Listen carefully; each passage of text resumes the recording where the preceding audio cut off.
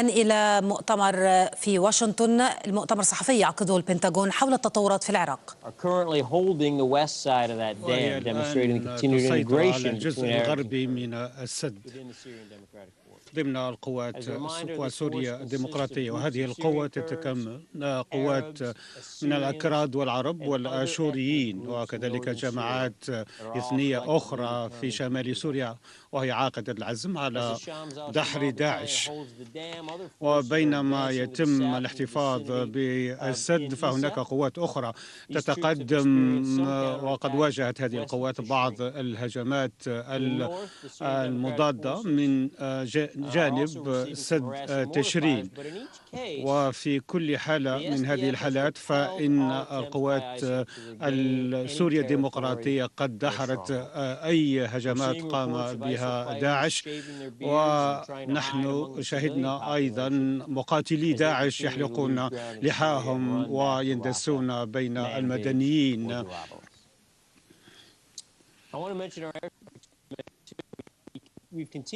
وقد واصلنا أيضا تكثيف ضربات الجوية في العراق وسوريا، ونحن نشهد أن داعش يتحرك، وهذا يسهل علينا ضرب تنظيم داعش. في ديسمبر فحوالي 2500 مقاتلي داعش تم قتلهم في العراق وسوريا. وأخيرا أود أن أعطيكم تحديثا عن عملية الموجة التي استهدفت منشآت داعش النفطية في العراق وسوريا. في 2 يناير تم استهداف 6 نقاط، وتم أيضا ضرب موقعين لداعش قرب دير الزور. ومنذ بدء هذه العملية نفذ التحالف 65 ضربة جوية ضد المنشآت النفطية، وهذه العمليات أدت إلى خفض إيرادات داعش بحوالي 30%. فداعش كان ينتج 45 ألف برميل نفط في اليوم قبل هذه العملية، وقد انخفض العدد إلى حوالي 34 ألف برميل يوميا الآن. وبالإضافة إلى التأثير على خلافة داعش، فإن قتل داعش يتعرضون للضرب أيضا، ونحن نستهدف داعش من حيث إيراداته تأتي أيضا. وهكذا وصلت إلى ختام هذه الخلاصة. أشرت إلى رمادي، وقد أعلنت الحكومة العراقية تحقيق النصر في الرمادي. هل لك أن تحدثنا عن الوضع في محافظة الأنبار، وكذلك فيما يتعلق بالخطوات اللاحقة وما يشهده شمال العراق؟ فيبدو أن هناك تركيز أو زيادة للضربات الجوية في منطقة الموصل، فما الجديد بشأن الموصل؟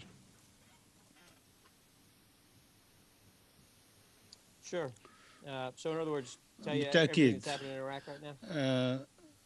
أنت على دراية بكل ما يحدث في العراق اليوم. هذه خريطة مدينة الرمادي.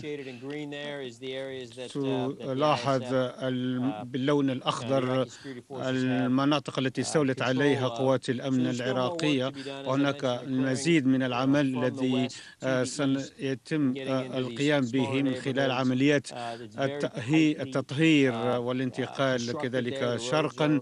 وهناك بعض الطرق التي يتم التركيز عليها، والقوات العراقية تتقدم بشكل منهجي الآن، تحاول إنقاذ أي مدنيين لا يزالون مختبئين، كما أنها تقوم بتفكيك العبوات الناسفة. وهذه العمليات سوف تستمر لفترة من الزمن. فيما يتعلق بالخريطة التالية فهي خريطة حديثة. هذه الخريطة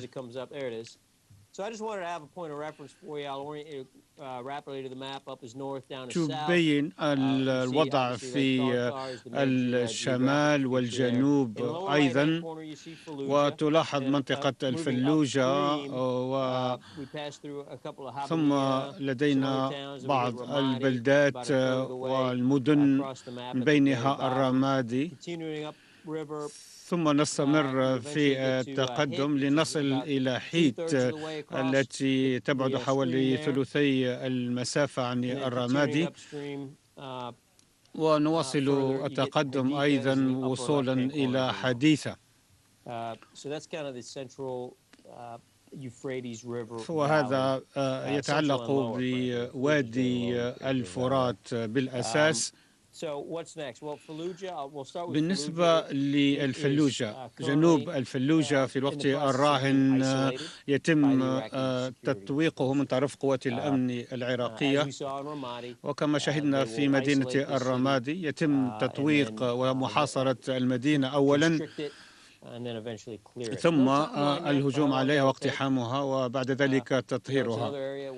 فهذه الفلوجة هي منطقة يتمترس فيها العدو بشكل جيد، وهي مدينة سوف نسعى لاسترجاعها أيضا. ثم لدينا مدينة هيت التي لا تزال تحت سيطرة العدو، وهي تحتاج للتطهير أيضا. ثم من شمال رمادي وصولا إلى الحديثة، فهذه المنطقة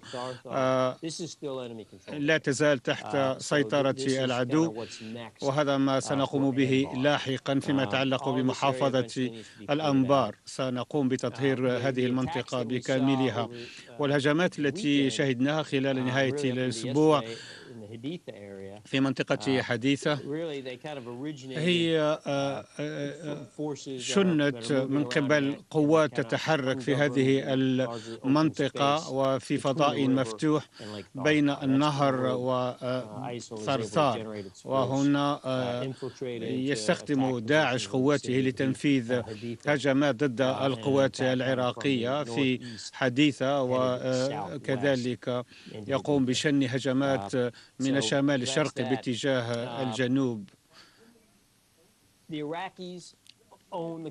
فالعراقيون هم أسياد هذه الحملة العسكرية، وبالتالي فهم الذين يقررون ما هي الخطوة اللاحقة. ننتظر ما سيعلنه العراقيون بهذا الشأن، ونحن موجودون لتوفير الدعم للعراقيين. التحالف سيكون مستعد لتوفير الدعم الجوي وكذلك أي دعم آخر. سألتك عن الوضع في الموصل أيضا، هل تم تكثيف الغارات حول الموصل أيضا؟ ما هو الوضع السائد هناك حضرة العقيد؟ مدينة الموصل في الوقت الراهن شهدت تنفيذ عمليات من قبل التحالف، وعلى مدى نحو عام الآن، حيث قمنا بتنفيذ ضربات محددة، وكذلك نفذنا هجمات طالت قيادات في داعش. وهذا بطبيعة الحال يشبه ما حدث في مدينة سنجار.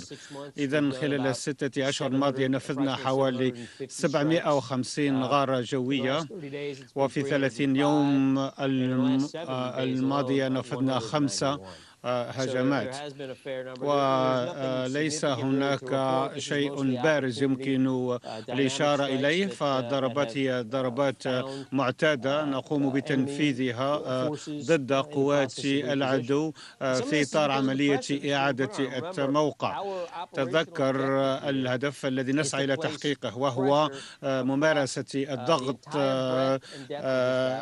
ضمن هذه المعركة، إذن زيادة الضغوط على هذا العدو. وبينما نقوم بذلك وبينما نمارس هذه الضغوط فهذا يجبر العدو على التحرك ومحاولة الهروب من هذه الضغوط تحرك العدو يوفر لنا أهدافا نضربها. وبطبيعة الحال الموصل فهي معركة الموصل ستحتاج لتكتيك خاص بها يسمح بضرب العدو. مرحبا العقيد وارن، هل سد حديثة لا يزال تحت السيطرة وما الجديد بشأنه؟ وبالنسبة للرمادي هل لا يزال الوضع كما كان عليه منذ إفادتك الأخيرة فيما يتعلق بعدد عناصر داعش المتبقين في الرمادي؟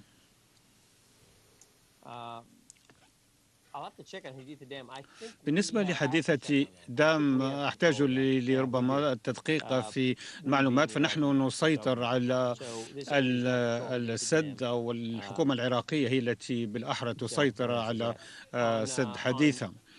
أما فيما يتعلق بمدينة الرمادي، ما قلته الأسبوع الماضي هو أننا نشهد مجموعات صغيرة من قوات العدو في المدينة. هذه المجموعات تتراوح بين 5 و10 مقاتلين، وهذه المجموعات تستخدم أسلحة أوتوماتيكية أو قنابل يدوية وغير ذلك. نحن نرى هذه المجموعات القادرة على العمل في بعض الضواحي التي لم يتم تطهيرها بعد، وقد قتلنا نحو 60 عنصرا داخل الرمادي خلال الساعات 24 الماضية، فهم موجودون داخل الرمادي ونحن نستهدفهم بينما تتقدم القوات العراقية. يصعب إعطائكم عدد محدد لعناصر العدو داخل الرمادي، وعندما نحصل على هذه الأرقام من خلال المراقبة على فترة طويلة من الزمن فإننا سنقدم هذه الأرقام. ولا يزال هناك قتال مستمر في رمادي. نحن لدينا بعض التقنيات المراقبة التي نستخدمها، ونستخدم هذه المعلومات التي تتاح لنا من أجل الوصول إلى تقديرات بشأن قوة العدو في الرمادي. هذه قوات العدو تتحرك دخولا وخروجا، وهذه الحركات تصعب علينا إعطاؤكم عددا محددا بشأن عدد العدو في المدينة. هناك قصص أشارت في بداية هذا الأسبوع إلى وجود أنفاق في مدينة الرمادي تحول دون القضاء على العناصر المتبقية من داعش في المدينة. هل هذا هو الوضع؟ صحيح، هناك أنفاق في الرمادي، وقد شهدنا داعش يستخدم الأنفاق في بيجي وسنجار، وكذلك نرى أيضا فتح ثغرات في الجدران ليتمكن عناصر داعش من الانتقال عبرها من منزل إلى آخر أو من بناية إلى أخرى. فهذه الدفاعات التي وضعها العدو داخل مدينة الرمادي، ولذلك فإن قوات الأمن العراقية يجب أن تتوخى الكثير من الحذر وتعمل بطريقة ممنهجة وتتحرك بحذر داخل هذه الأحياء. أود أن أسألك العقيد وارن بشأن حجم قوة داعش في العراق وسوريا، كما أود أن أسألك عما إذا كان هناك فرق بين العناصر الصلبة داخل تنظيم داعش والقوات المحلية المتحالفة مع التنظيم من خلال تلقي الأموال من التنظيم أو ربما تعاطف معه.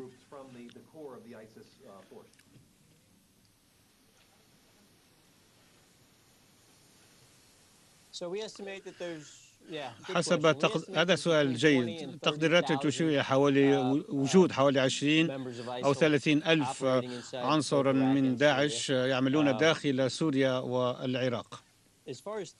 أما فيما يتعلق بتشكيلة هؤلاء المقاتلين، فهناك مقاتلون أجانب يمثلون النواة الصلبة وهم العناصر المتعصبون ضمن التنظيم، وهناك بطبيعة الحال أيضا عناصر محلية أو مجندين محليين.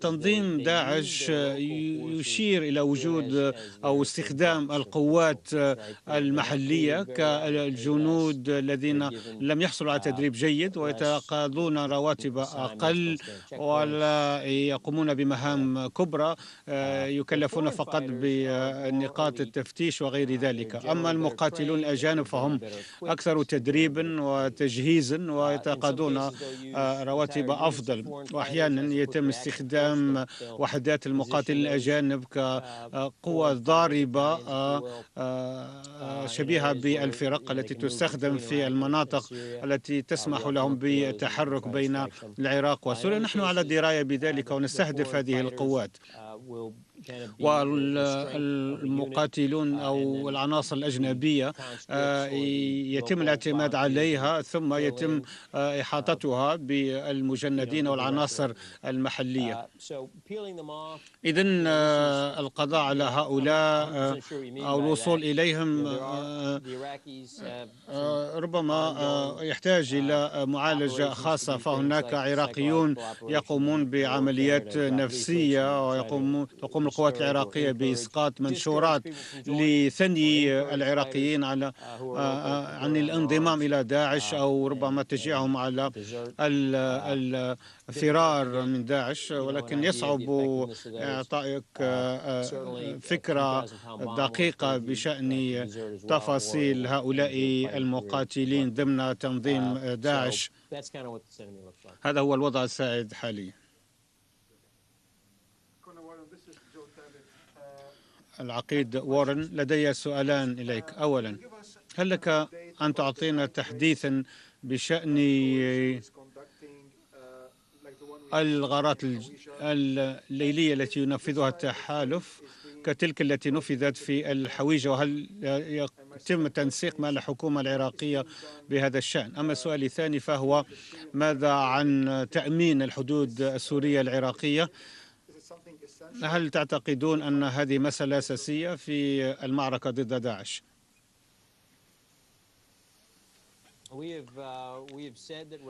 لقد قلنا أن الغارات الجوية جزء لا يتجزأ من الاستراتيجية التي ننفذها، وقلنا أيضا أن لن نفصح عن تفاصيل ذلك، ولكن هناك بطبيعة الحال الكثير من التقارير التي ليس لها أي أساس من الصحة. وفيما يتعلق بتأمين الحدود بين العراق وسوريا، فهذه مسألة تكتسب أهمية كبرى بالنسبة للعراق وللتحالف الدولي أيضا. فقد أعلن وزير الدفاع الأمريكي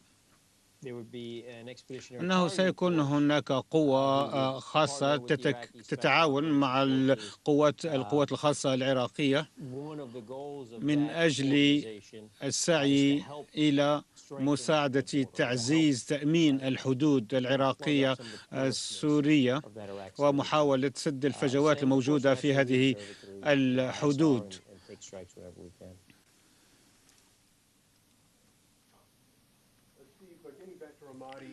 أعود إلى مسألة الرمادي. هل دخل أي من المقاتلين أو مقاتلي العشائر إلى مدينة الرمادي؟ ثم ماذا عن سكان الرمادي الذين غادروا بأغلبيتهم، فأين يتواجدون الآن؟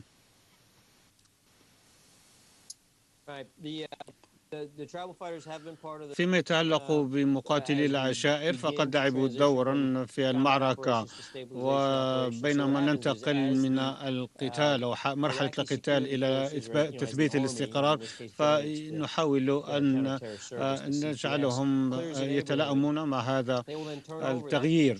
وعندما يتم تطهير حي فإنه يتم تسليم هذا الحي إلى الشرطة أو إلى مقاتلي العشائر لتثبيت الاستقرار فيه، وهذه العملية لا تزال مستمرة. نعم صحيح، مقاتلو العشائر دخلوا إلى وسط مدينة الرمادي وهم الآن يقومون بمهام تثبيت الاستقرار فيها.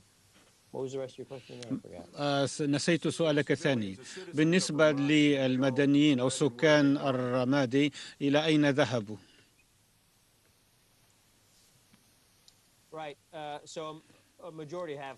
أغلب السكان فروا من المدينة، وهناك بعض مراكز الاستقبال التي أنشئت داخل الرمادي عندما تعثر قوات الأمن العراقية عن الأسر أو عن المدنيين، فإنها تجلبهم إلى مراكز الاستقبال حيث يتم تلبية احتياجاتهم من الغذاء والماء والرعاية الصحية، ثم يتم نقل هؤلاء إلى معسكرات النازحين التي تم إنشاؤها في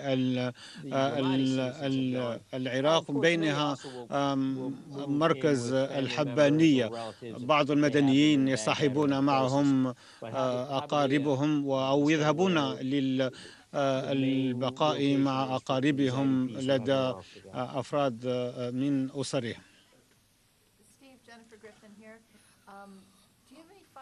هل لديك إحصائية عن قتلى القوات العراقية في معركة الرمادي؟ وهل لك أن تحدث لنا الأرقام الخاصة بالمواقع أو المناطق السكنية التي تم خسرتها لمصلحة داعش؟ وأخيرا، ماذا عن مقاتلي داعش الذين كانوا متواجدين في الرمادي؟ قلت أن هذه صعب أو يصعب إعطاؤك هذه الأرقام بدقة، ولكن هل لك أن تعطينا فكرة قريبة لو أمكن؟ بالنسبة لضحايا القوات العراقية، نحن نعتقد أن إجمالي الضحايا هم حوالي 1000 قتيل أو 1000 من الضحايا. أما القتلى فقد يصل العدد إلى حوالي 100، وهذه الأرقام ينبغي على الحكومة العراقية أن توفرها لكم، ولكننا لسنا دائما متأكدين بشأن هذه الأرقام. فيما يتعلق بخسارة الأرض، أعتقد أن داعش خسر ما بين 20 إلى 22 ألف كيلومتر مربع داخل العراق، وهذا يمثل حوالي 40% من الأراضي التي كان داعش يسيطر عليها. وفي سوريا خسر داعش حوالي 2000 كيلومتر مربع، أي 10% من إجمالي الأراضي التي يسيطر عليها داعش. وبطبيعة الحال داعش متواجد في بعض المناطق غير المأهولة، ولكن يصعب أن نحدد الأماكن التي يتواجد فيها. فلدينا صلاح الدين وكركوك وديالى حيث خسر داعش أغلب الأراضي التي كان يسيطر عليها في السابق، ولدينا الرقة والحسكة في سوريا، هما المنطقتان اللتان خسر داعش الكثير من الأراضي فيهما. وهذه مناطق سكانية ومأهولة وهذه مناطق نعتمد عليها للحصول على هذه الأرقام. ليس هناك أعداد كبيرة من العدو التي تدخل إلى الرمادي، ولكن هناك حركة لهذه القوات. وبينما تقوم قوات الأمن العراقية بتطهير بعض الجيوب، فإنها تقضي على هذه المناطق التي يتواجد بها المقاتلون أو عناصر داعش، ويتم حرمانهم من الحركة دخول وخروج إلى مدينة الرمادي. ولكننا لم نشهد أعداد كبيرة من عناصر داعش تدخل إلى المدينة ليحدث ذلك فرقا.